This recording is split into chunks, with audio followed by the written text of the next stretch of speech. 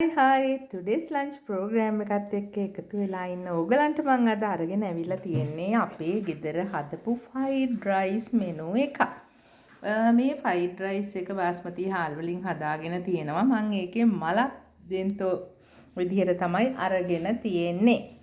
ඒත් එක්ක මම ඒකේ මැද සරසගෙන තියෙන්නේ ජොම්බොන් වලින්. ඉතින් මේ ලස්සන සලාඩ් ලීව්ස් ඕගලන්ට පේනවද මේක හරිම ආසයි මම මේකට.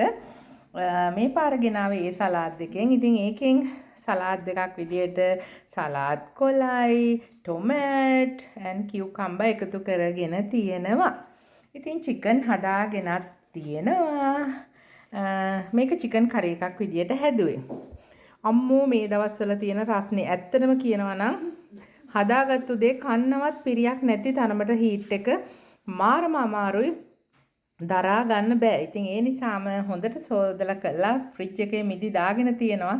ඉතින් ඕන වෙලාවට කන්න. ඉතින් අද ඒවත් එකතු කරගත්තා.